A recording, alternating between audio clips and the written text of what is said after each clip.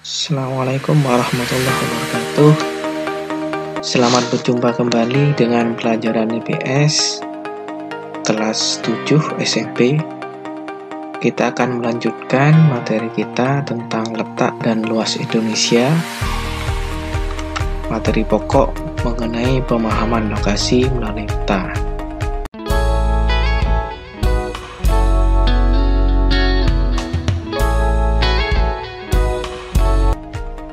Baik anak-anak sekalian, gimana kabarnya hari ini? Mudah-mudahan masih sehat semua, agar kita bisa tetap belajar secara online. Baik, kita akan bahas tentang pemahaman lokasi melalui peta untuk pertemuan kali ini. Seperti apakah sih bentuknya peta?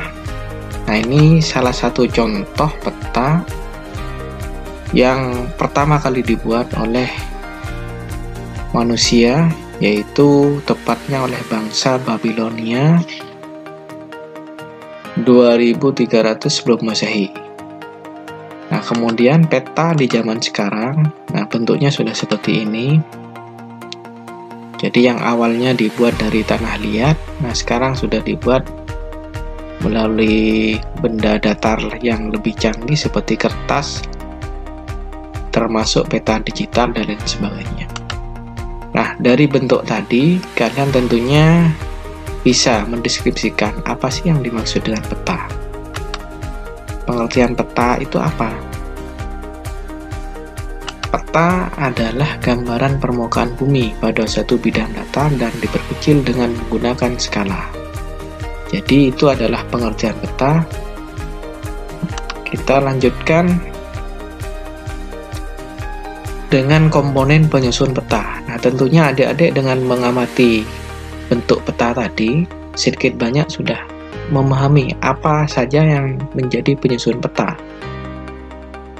Yaitu yang pertama adalah judul peta, yang kedua skala peta, yang ketiga orientasi utara, yang keempat simbol peta, yang kelima garis koordinat, yang keenam insert, yang ketujuh legenda, yang kedelapan sumber peta.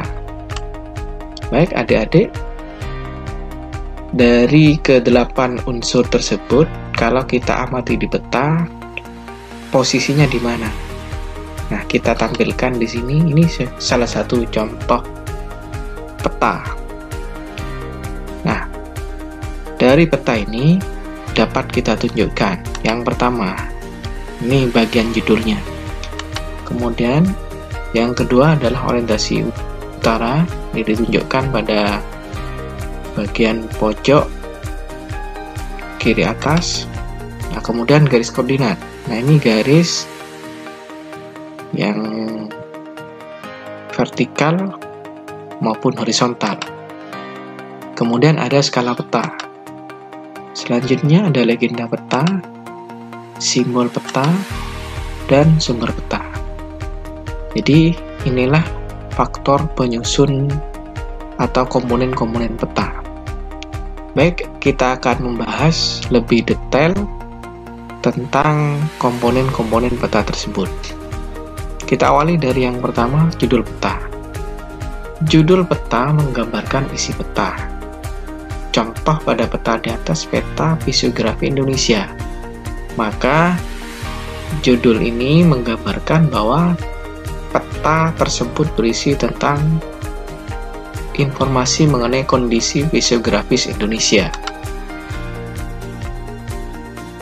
Baik, adik-adik, kalian sudah paham mengenai unsur peta yang pertama. Kita lanjutkan unsur peta yang kedua, yaitu skala peta.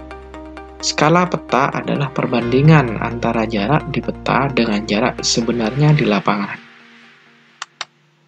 Contoh, skala 1:100.000. Nah, skala ini berarti apa? Skala 1:100.000 berarti jarak 1 cm di peta sama dengan jarak 100.000 cm, atau 100.000 cm ini kita jadikan kilo, 1 km jarak sebenarnya di lapangan. Jadi jarak 1 banding 100.000 artinya 1 cm di peta sama dengan 1 kilo jarak sebenarnya di lapangan.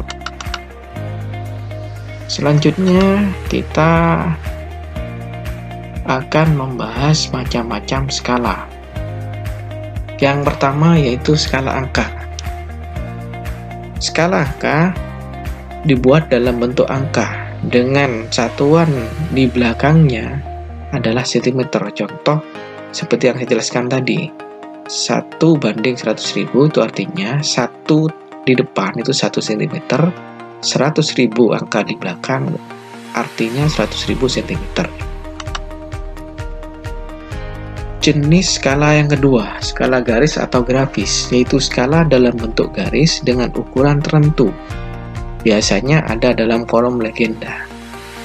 Contoh bentuk skala garis atau grafis sebagai berikut. Nah, di dalam contoh ini 1 cm sama dengan 5 km dan seterusnya. Jadi maksudnya di sini 1 cm di peta sama dengan 5 km jarak sebenarnya di lapangan. Unsur ketiga dari peta yaitu orientasi utara. Pada bagian ini ditunjukkan dengan simbol panah yang bentuknya bervariasi. Contohnya sebagai berikut. Ada beberapa variasi, ada yang lengkap ditulis di situ ada utara, selatan, barat, timur, dan arah mata angin lainnya. Ada yang cukup menampilkan arah utara. Baik adik-adik, kalian sudah memahami 3 unsur peta yang awal ya. Kita pada unsur peta yang keempat, yaitu simbol peta. Simbol peta adalah tanda khusus pada peta yang mewakili objek yang dipetakan. Tujuannya mempermudah pengguna peta dalam memahami isi peta. Simbol ini ada bermacam-macam bentuknya. Yang pertama adalah simbol titik. Biasanya menunjukkan suatu letak dari objek tertentu. Contohnya, menunjukkan tentang lokasi atau letak ibu kota negara, yaitu disimbolkan dengan kotak, biasanya berwarna merah. Kemudian lingkaran di tengahnya ada warna merah, itu adalah letak ibu kota provinsi dan objek-objek lainnya.